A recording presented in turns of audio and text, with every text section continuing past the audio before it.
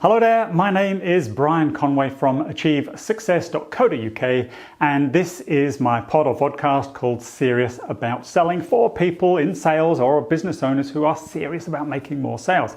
And in this series I share a tip, strategy or tactic that will help you do just that. And in this video I want to talk about how do we make the first purchase, okay?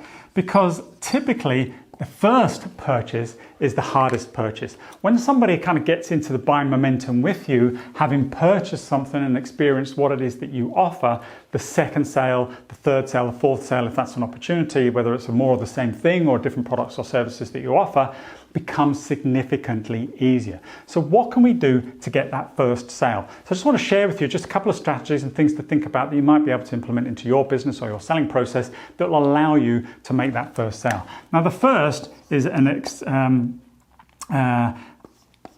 technique I call land. I was going to give you the acronym there. Land and expand. Okay, it's a land and expand, and it's something I talk about in serious selling. It's something I talk about in a lot of our sales courses that we deliver.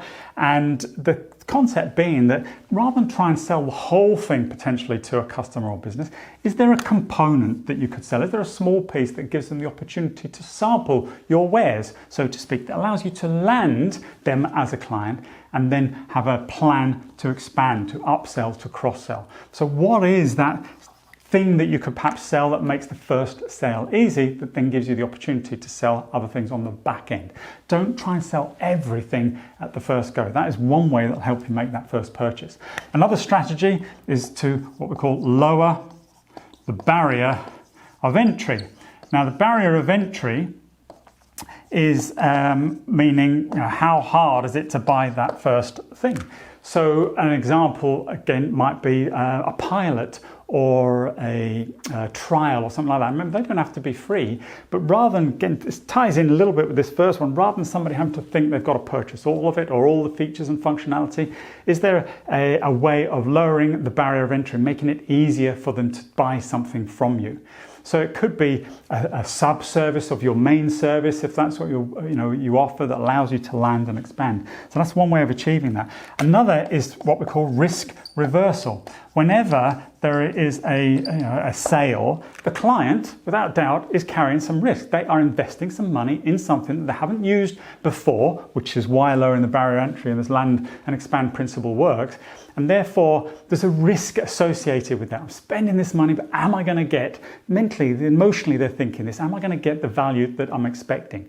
So one thing you can do is reverse the risk.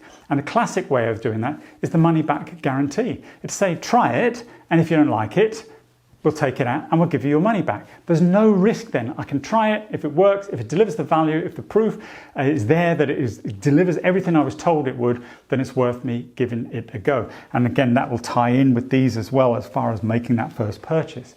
Now, I know some people will argue, well, that's really quite an expensive proposition to be able to offer, because if I've got engineers that I've got to pay to go out and install, and if they don't want it, then I've got to pay them a second time to go out and decommission and take it away. And now the products and services are second hand. I can't sell them as new and all that sort of stuff, and it's very risky to you. Well, good, because the risk should be with you, not your customers. And if you're thinking like that, you're asking yourself the wrong question. The question is, are customers getting value, real value from my product or service? Because if your product or service delivers what it should deliver, why would somebody get rid of it? Okay, now you can caveat risk reversal. So you could say, if you don't switch the device on, if you don't attend the class, if you don't download the documents, or if you don't install the software or whatever it might be, then that could be a caveat to say, well, we won't give you your money back if you haven't tried it. You've got to try it. So you can put some process in place to manage that, to make sure they realize the value.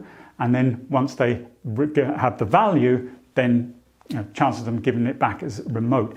All this ties in with a closing technique, which we sometimes refer to as the puppy dog close. It's get your customer to use it, making that first purchase potentially. It could be a free trial, but I don't like free because it tends to devalue, but at the same time it might be appropriate, and sometimes you've got to provide a display of the power that you can deliver, with a caveat that says if we do it for free and it achieves these outcomes, then you will make a payment in 30 days or whatever it might be. So there are ways of managing the situation, but if you can reduce the risk and make it easier for it to buy, maybe by giving them a segment of what it is so that they start to feel that value, you can make that first purchase. And if you can make one purchase, typically then you will make more. They'll get to know you, like you, trust you, your products and services, trust that they deliver the value that they're paying for, and then you've got a customer, and potentially you do a good job, you've got a customer for life. So that's it. Please think about that with your business, what you sell, how you sell it, and what ways could you use to get that first acquisition.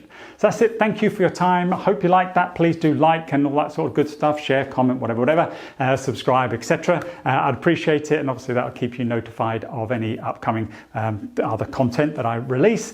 Please do hop on over to achievesuccess.co.uk, where you can download some other free content that will help you make more sales or generate more leads. And until I see you again in another video, you take care. I'm Brian Conway. All the best. Bye-bye.